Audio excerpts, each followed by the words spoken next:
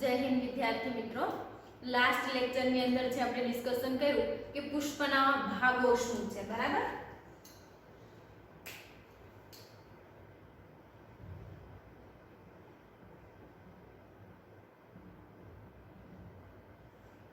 કે પુષ્પીય ભાગોની રચના છે એ આપણે એનો અભ્યાસ કર્યો હતો.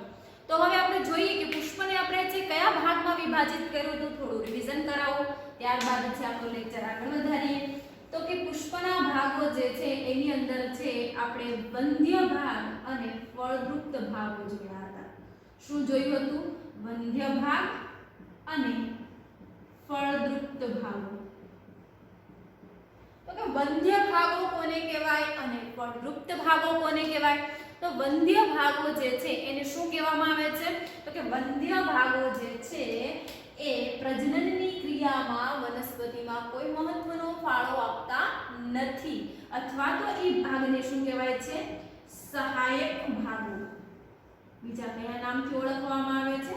સહાયક ભાગોથી એને ઓળખવામાં આવે છે. ત્યારબાદ જે ફળદ્રુપ્ત ભાગો જે છે, ફળદ્રુપ્ત ભાગો જે છે એને કયા નામથી ઓળખવામાં આવે છે? તો કે મુખ્ય પ્રજનન અંગો. બરાબર? આટલું ડિસ્કશન કરી ચૂક્યા હતા આપણે લાસ્ટ લેક્ચરની અંદર.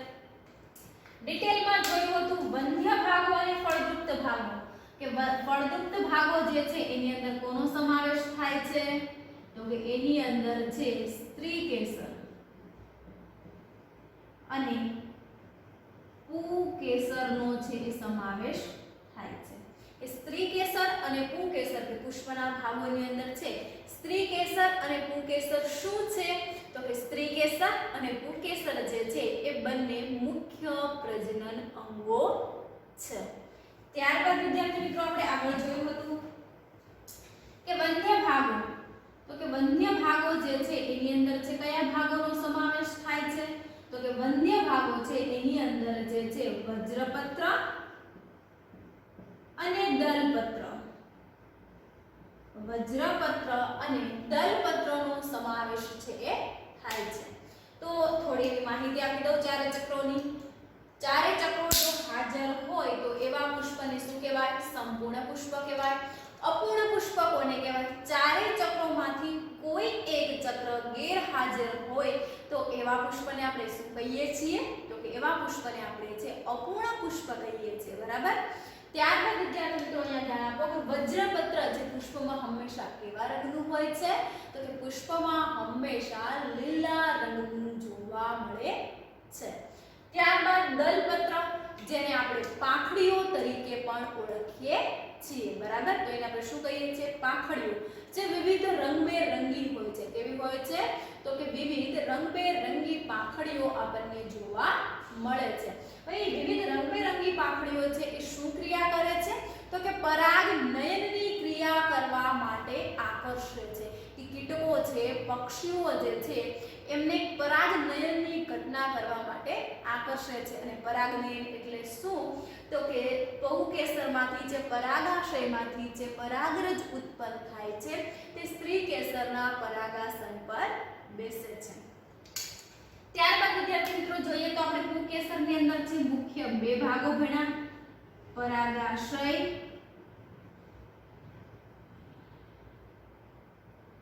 અને તંતુ. બરાબર? પરાગાશય અને તંતુનું જે જોડાણ સ્થાન છે એ શું કીધું હતું આપણે? યોજી તરીકે ઓળખીએ છીએ. હવે સ્ત્રીકેસરના ભાગો. તો કે સ્ત્રીકેસરને 3 ભાગમાં વિભાજિત કરવામાં આવ્યું હતું. તો કે કયા 3 ભાગ? તો કે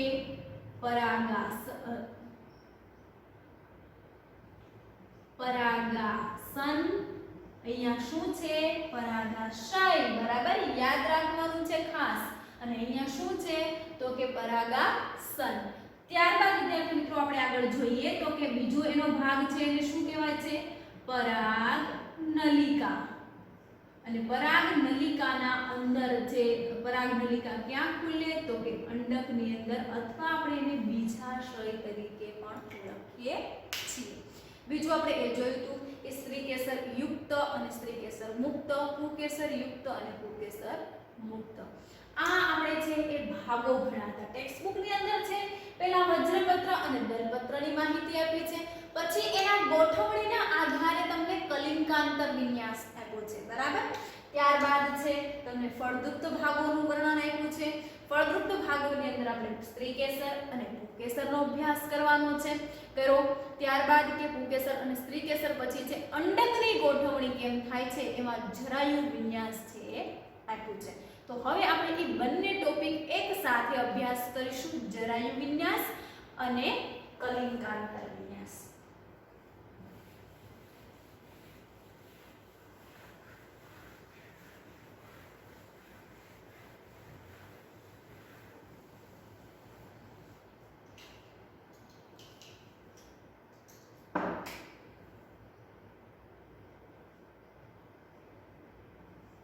કલિંકાંતર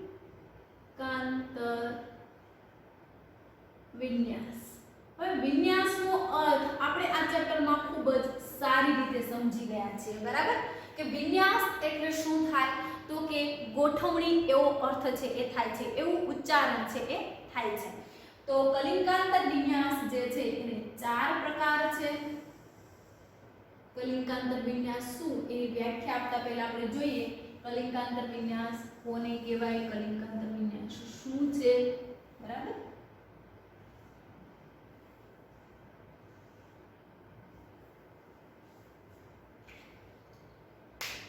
તો કે કલિંકાંતર વિન્યાસ એટલે શું, તો આપણે સહાયક ચક્રો ભણ્યા. શાના સહાયક ચક્રો, તો કે પુષ્પના સહાયક ચક્રો ભણ્યા. તો કે પુષ્પના સહાયક ચક્રો કોણ છે, તો કે વજ્રપત્ર અને દલપત્ર.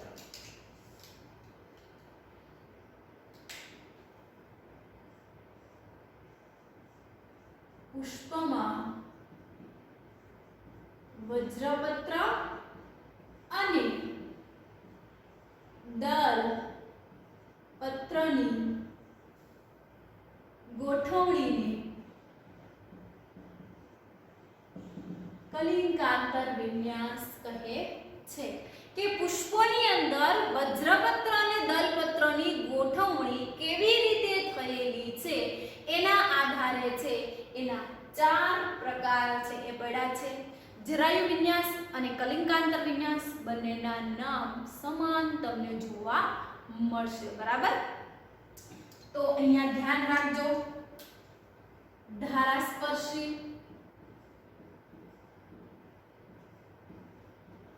વ્યાવૃત,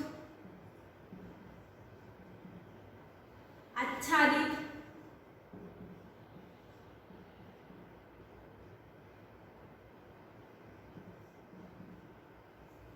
પિચ્છફલકીય,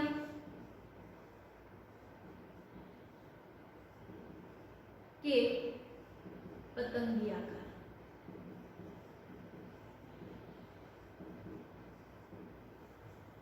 કે એના પ્રકાર કેટલા પ્રકાર છે, 4 પ્રકાર છે.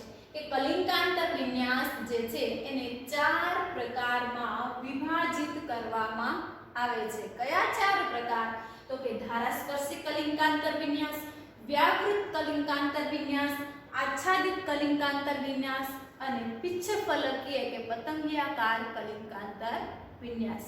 કલિંકાંતર વિન્યાસ એટલે શું, તો કે પુષ્પીય ઘટકોમાં પુષ્પીય ચક્રોમાં દલપત્ર અને વજ્રપત્રની ગોઠવણીને કલિંકાંતર વિન્યાસ છે એ કહે છે. તો આપણે સ્ટેપ બાય સ્ટેપ છે 4 ચક્રો જોઈએ. એ ધારાસ્પર્શી, ખાસ વિદ્યાર્થી મિત્રો છે યાદ રાખવાનું છે, આના પછીનો જ ટોપિક જરાયુ વિન્યાસ છે.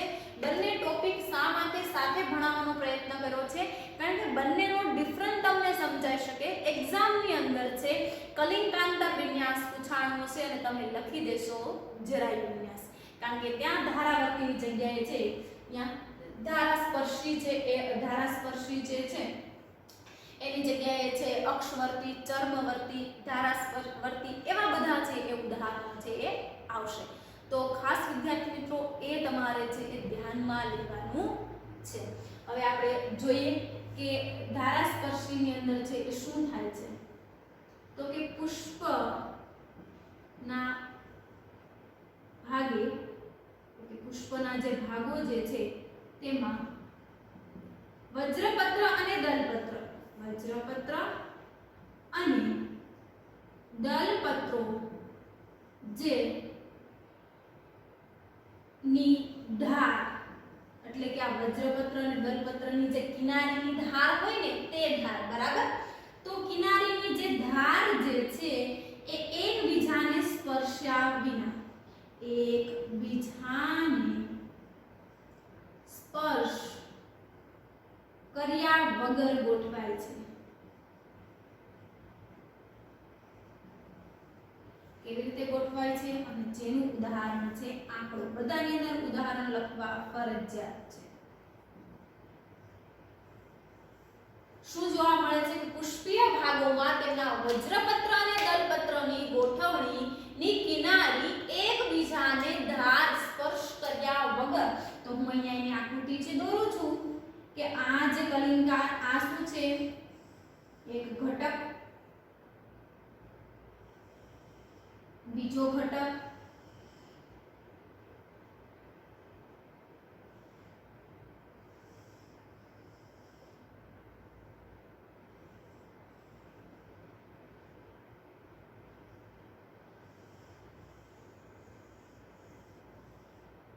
તમે આકૃતિ તમે જોઈ શકો છો કે કેવી આકૃતિ દોરી.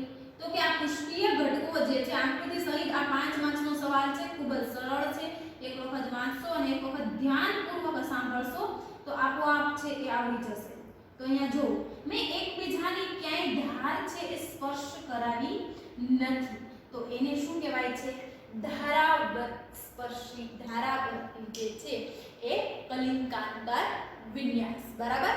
તો અહીંયા ખાસ ધ્યાન છે એ રાખવાનું છે. ત્યાર પછી છે વ્યાવૃત કલિંગાંતર વિન્યાસ. તો કે પુષ્પના ભાગે તેમાં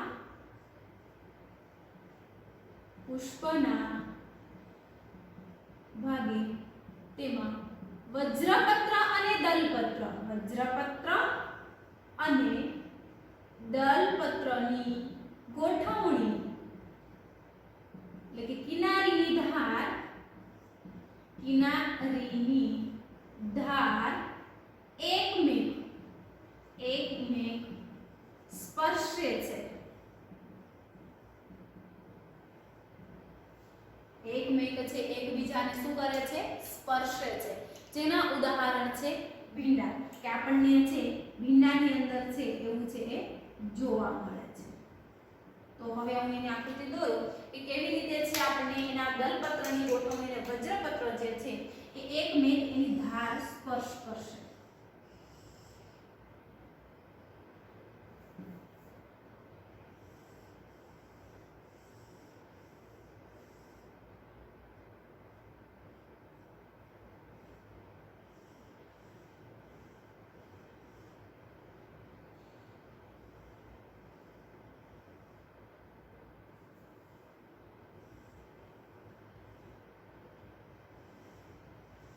તમે અહીંયા સ્પષ્ટપણે જોઈ શકો છો કે એક કિનારીની ધાર બીજા કિનારીના પુષ્પ પર છે શું છે?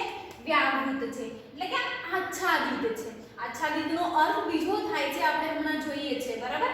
તો કે આ એક ધાર છે, અથવા તમે વ્યાવૃતની અંદર એમ લખી શકો કે એક દલપત્રની કિનારી છે અંદરની તરફ અને બીજી ધાર છે એ બહારની તરફ છે. બીજા દલપત્રની પાખડીથી છે એ વ્યાવૃત જોવા મળે છે. બે વ્યાખ્યા તમે લખી શકો છો કે એક ધાર છે અંદરની તરફ છે, એક ધાર બહારની તરફ છે, એવું આપણને છે એ બધા જ આની અંદર છે એ જોવા મળશે, બરાબર? ત્યારબાદ આચ્છાદિત કલિંગાંતર વિન્યાસ. તો કે આચ્છાદિત કલિંગાંતર વિન્યાસમાં તો કે પુષ્પના ભાગે દલપત્ર અને વજ્રપત્રની ગોઠવણી આચ્છાદિત હોય છે. આચ્છાદિત એટલે કે સંપૂર્ણપણે આચ્છાદિત. આ તો જોવો તમે એક બહાર છે તો એક કિનારી અંદરની તરફ છે, બરાબર? તો કે આ વજ્રપત્ર અને દલપત્રની ગોઠવણી સંપૂર્ણપણે આચ્છાદિત છે, એટલે કે એક ચક્ર સંપૂર્ણપણે બહારની તરફ અને એક ચક્ર સંપૂર્ણપણે અંદરની તરફ જોવા મળે છે અને બીજી કિનારીઓ છે એ એકમેક છે એ સ્પર્શ છે એ કરે છે. તો કે એક ચક્ર, એક દલપત્ર એટલે અથવા તો એક એકમ તમે લખી શકો, બરાબર, અને એક એકમ તરીકે ઓળખાય. એક એકમ જે છે દલપત્રનો એક ભાગ જે છે, એક એકમ જે છે એ સંપૂર્ણપણે બહાર અને એક અંદરની તરફ આચ્છાદિત જોવા મળે છે, જેના એક્ઝામ્પલ છે ગલતોરો, કેસિયા, બધી વનસ્પતિના નામ છે. ગુલમોહર જે છે ને એમાં આચ્છાદિત પ્રકારનું કલિકાંતર વિન્યાસ જોવા મળે. કેસિયા છે, ગલતોરો છે, ગુલમોહર જે છે એની અંદર છે આચ્છાદિત પ્રકારનો કલિકાંતર વિન્યાસ જોવા મળે. હવે આપણે અહીંયા જુઓ કે આચ્છાદિતનો અર્થ શું થાય, અથવા તો આપણે એમ પણ કહી શકીએ આ એક ચોક્કસ દિશાની અંદર આપણને જોવા મળે છે. શું જોવા મળે છે? કોઈ આમ દિશાની એક, તો આમાં કોઈ દિશા જોવા મળતી નથી. તમે એ પણ તફાવત છે એની અંદર છે એ દર્શાવી શકો છો. તો કે અહીંયા જુઓ કે એક ચક્ર હું દોરું છું, એક ઘટક હું દોરું છું,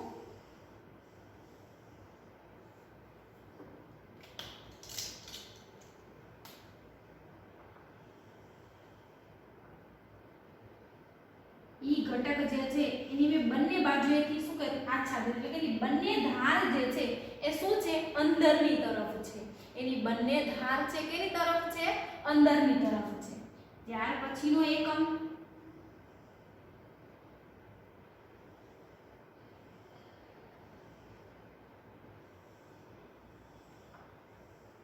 જો આ એકમ જે છે એની બંને ધાર છે અંદરની તરફ છે, આ એકમ જે છે એની બંને ધાર બહારની તરફ છે, અને બીજાની જો એક બહારની તરફ એક અંદરની તરફ, એક બહારની તરફ એક અંદરની તરફ.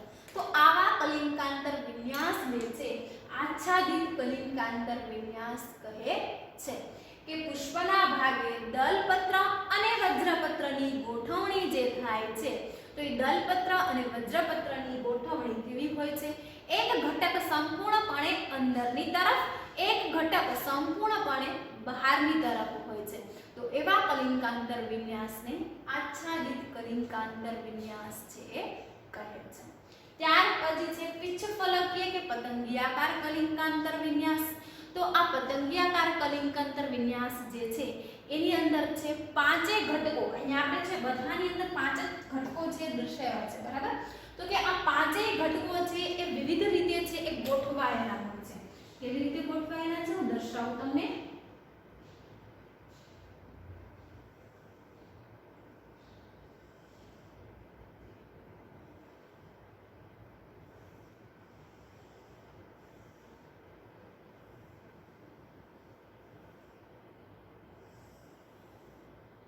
આવી રીતે છે એની અંદર પાંચ ઘટકો જે છે એ પતંગિયા, એને અહીંયા લખવાની વ્યાખ્યા કે પુષ્પના ભાગો દલપત્ર અને વજ્રપત્ર જે છે એ પતંગિયા આકારે ગોઠવાયેલા જોવા મળે છે, જેમાં સૌથી મોટું એટલે કે આ બહારનો ભાગ જે છે સૌથી મોટું જે છે એ આચ્છાદિત છે, જેને ધ્વજક કહેવામાં આવે છે. ધ્વજક જે છે એ આ બંને દલપત્રોને આચ્છાદિત કરે છે, જેને પક્ષક તરીકે ઓળખાય છે. અને નીચે રહેલા જે બે દલપત્ર અને વજ્રપત્ર જોડાયેલા હોય છે, જેને નૌતલ તરીકે ઓળખવામાં આવે છે, જેના એક્ઝામ્પલ છે વાલ અને વટાણા. કે એના જે છે પતંગિયાકાર કલિકાંતર વિન્યાસ જોવા મળે છે. કે વાલ અને વટાણા વનસ્પતિઓ જે છે એના પુષ્પની અંદર છે કેવા પ્રકારનું આપણને કલિકાંતર વિન્યાસ જોવા મળે છે? તો કે પતંગિયાકાર કલિકાંતર વિન્યાસ. પતંગિયાકાર કલિકાંતર વિન્યાસની વ્યાખ્યા શું થાય? તો કે પુષ્પના ભાગે છે સૌથી મોટું ધ્વજક બહારની તરફ આચ્છાદિત હોય છે. ધ્વજક છે એ બે નાના પક્ષકોને આચ્છાદિત કરે છે, અને દલપત્ર અને વજ્રપત્ર જે છે એ જોડાયેલો હોય છે, જેને નૌતલ તરીકે ઓળખવામાં આવે છે, જેના ઉદાહરણ છે વાલ અને વટાણા. આપણે આ પ્રકારનો કલિકાંતર વિન્યાસ જોયો, બરાબર. કે આ કલિકાંતર વિન્યાસ જે છે એને શું કહેવાય? પુષ્પમાં વજ્રપત્ર અને દલપત્રની ગોઠવણીને કલિકાંતર વિન્યાસ કહે છે. ત્યારબાદ ધારાસ્પર્શી, વ્યાવૃત, આચ્છાદિત અને પિચ્છફલકીય કે પતંગિયાકાર. ખાસ વિદ્યાર્થી મિત્રો છે અહીંયા આ ભૂલ ના પડે. હવે ભૂલ પડશે. આટલું સરસ મજાનું સમજાઈ ગયું તમને, બરાબર. હવે હું તમને ચલાવું છું જરાયુ વિન્યાસ. તો એ જરાયુ વિન્યાસ જે છે એના નામ પણ સમાન જ હશે.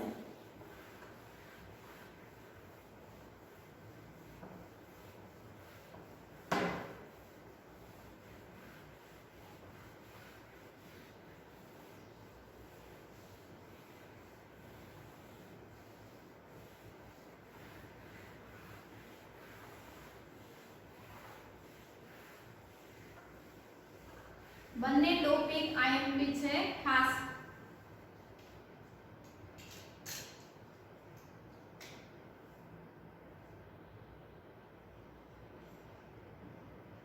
જરાયુ વિન્યાસ.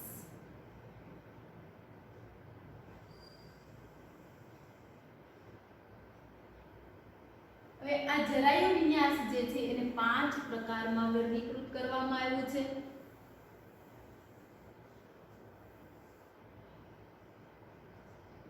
धारावर्ती, अक्षवर्ती, चर्मवर्ती,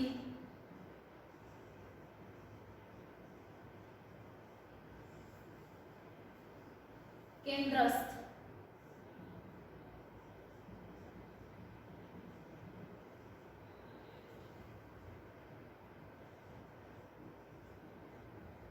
मुक्त जरायु विन्यास,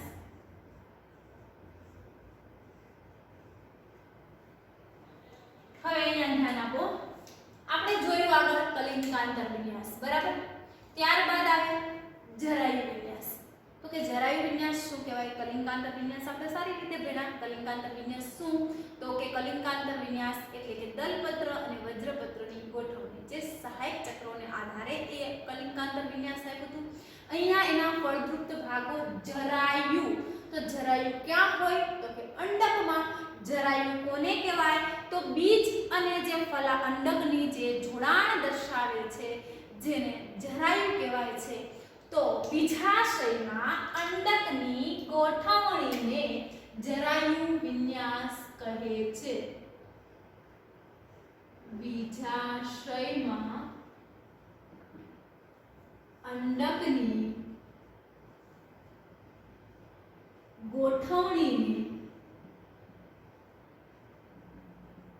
જરાયુ વિન્યાસ કહે છે. કે બીજાશયની અંદર અંડકની અંદર છે એ બીજ જરાયુ સાથે કેવી રીતે જોડાયેલા છે એના આધારે છે એની અંદર છે રચના આપણને જોવા મળે છે.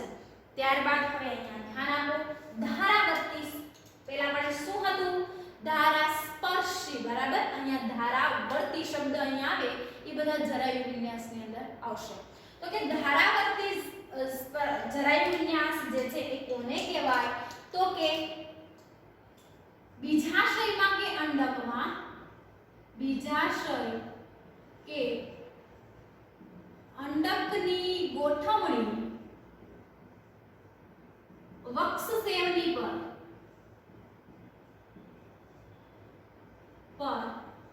જોવા મળે છે, જેને ધારાવર્તી જરાયુ વિન્યાસ કહે છે. જેના એક્ઝામ્પલ છે વાલ, વટાણા.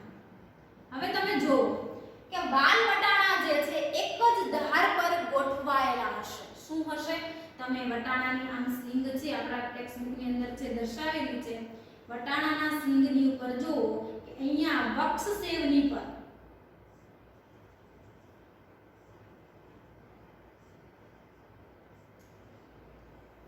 વક્ષસેવની પર જે છે એક ધાર પર, શું? એક ધાર પર જે છે વક્ષસેવની પર છે એ બીજાશય કે અંડક ગોઠવાયેલા છે, જેને ધારાવર્તી જરાયુ વિન્યાસ છે એ કહે છે. તો કે અક્ષવર્તી જરાયુ વિન્યાસની અંદર શું આવશે? તો કે અક્ષવર્તી જરાયુ વિન્યાસ જે છે, પહેલા આકૃતિ સમજાવું પછી તમને છે એ અંદર છે દર્શાવું.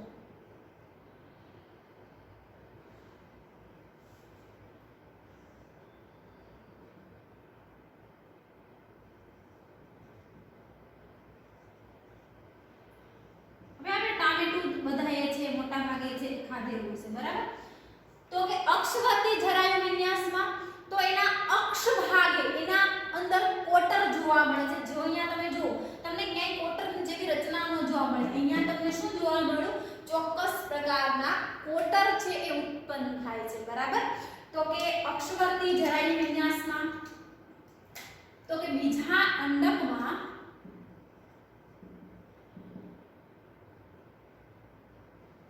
બીજાશયમાં અંડકની ગોઠવણી બીજાશયમાં અંડકની ગોઠવણી અક્ષવર્તી જોવા મળે છે। અક્ષવર્તી એટલે કે અહીંયા તમે જુઓ કે તમે ટામેટું કાપો તો બધા જ બીજ છે એ ક્યાં જોવા મળે છે? આપણને મધ્ય ભાગમાં જોવા મળે છે। અથવા તો ટામેટું ના જોયું હોય અને ના કાપ્યું હોય તો આજે કાપી લેજો બરાબર। કે ટામેટાને તમે કાપો છો તો ટામેટાને કાપતી વખતે એના બીજ છે એ બધા ક્યાં જોવા મળે છે? આપણને અક્ષવર્તી જોવા મળે છે। એ અક્ષવર્તી જરાયુ વિન્યાસનું ઉદાહરણ છે। એટલે કે આના ઉદાહરણની અંદર શું આવશે? ટામેટું। કે ટામેટાની અંદર જે છે એમાં કોટરનું નિર્માણ થાય છે।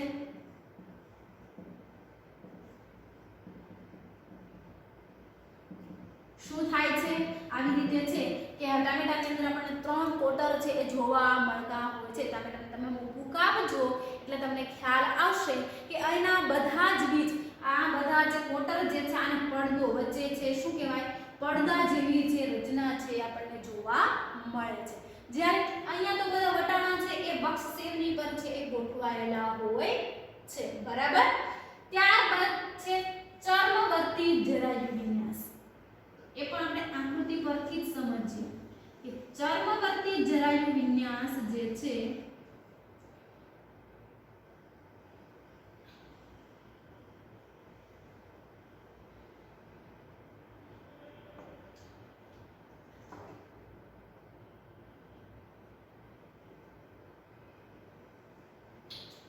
આવી રીતે છે દ્વિકોટરીય જોવા મળે છે। એની અંદર છે કેવું જોવા મળે છે?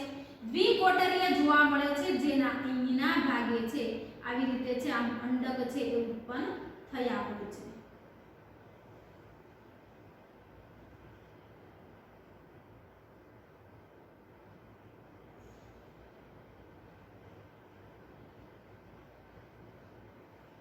તો ઈ અહીંયા કેન્દ્રસ્થ ભાગે જોવા મળતા નથી કે આમાં કોટરનું નિર્માણ થતું નથી।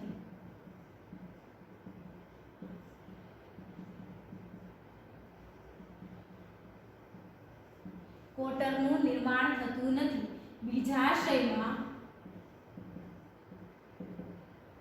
અંડક દ્વિકોટરીય દ્વિસ્તરીય રચના જોવા મળે છે આપણને।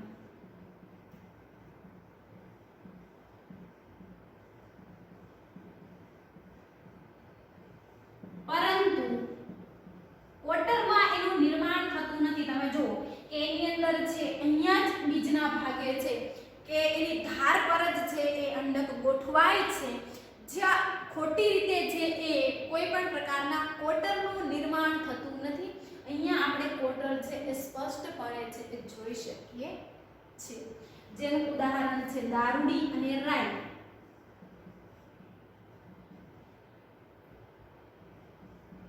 એની અંદર છે ચર્મવર્તી જરાયુ વિન્યાસ છે આપણને જોવા મળે છે। હવે કેન્દ્રસ્થ તો આવી રીતે છે અંડક હશે, અંડકની ગોઠવણી જે છે તો એના કેન્દ્રના ભાગે છે આવી રીતે બધા જ બીજ છે અંડક જે છે એ ગોઠવાયેલા હશે। કેવા હશે? આવી રીતે જે છે એના કેન્દ્રના ભાગે જે છે એ એની રચના જે છે આપણને જોવા મળશે। ક્યાંય એની અંદર કોટર કે ફલકનું નિર્માણ થતું નથી। તો કે બીજાશયમાં અંડક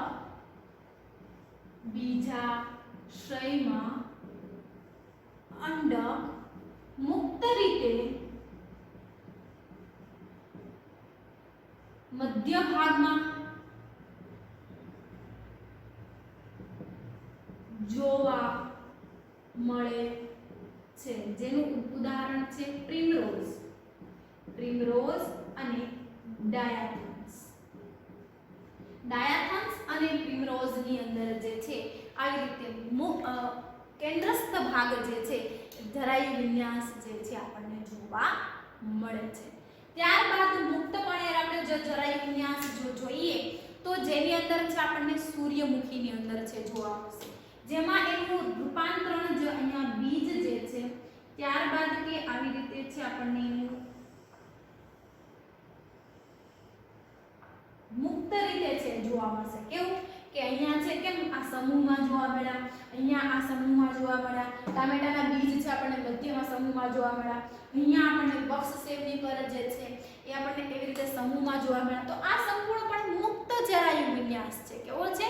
મુક્ત જરાયુ વિન્યાસ જે છે એ કોઈ સાથે છે એ જોડાણ દર્શાવતું નથી. બીજાશય કે અંડાશયમાં સૂર્યમુખીનું પુષ્પ આપણે જોયું છે, બરાબર. હવે સૂર્યમુખી જે છે એ સૂર્યમુખીનું તમે બીજ કાઢશો તો એ કોઈ બીજા બીજ સાથે જોડાયેલું નથી. હવે એનું ઉદાહરણ સરખામણી કરો કે ટામેટાનું બીજ, તો ટામેટાનું એક બીજ કાઢશો તો તમે એની સાથે સાથે બીજું બીજ પણ છે એ આવી જશે, અથવા તો એ એક સમૂહ સાથે જોડાયેલા છે. આ સમૂહમાં છે, પરંતુ એ પુષ્પીય ભાગોની અંદર સમૂહની વાત નથી કરતા. આપણે શાની વાત કરીએ છીએ? બીજાશયમાં અંડકની ગોઠવણી કેવી રીતે થાય છે, તો કે સૂર્યમુખીનું પુષ્પ. હવે ઘણા એવું વિચારશે કે આ સૂર્યમુખીનું પુષ્પ છે એમાં તો ઘણા બધા બીજ છે, પરંતુ એ બીજ જે છે એ અંડકની ગોઠવણી જરાયુ સાથે કેવી રીતે થાય છે એના આધારે આપણે જરાયુ વિન્યાસ જે છે એ લખવામાં આવે, સમજવામાં આવે છે. તો ખાસ છે એ તફાવત અને એ ક્લિયરિટી છે આપણી પાસે હોવી જોઈએ કે કેવી રીતે જોવા મળે છે. તો અંડક જે છે એ મુક્ત રીતે ગોઠવાય છે, જેના ઉદાહરણ છે સૂર્યમુખી, જે આવી રીતે છે એ ગોઠવાયેલું આપણને જોવા મળે છે. હવે ખાસ વિદ્યાર્થી મિત્રો, હવે તમારે અંદર ક્લિયર થવું જોઈએ કે જરાયુ વિન્યાસ અને કલિંકાંતર વિન્યાસ બંને શું છે.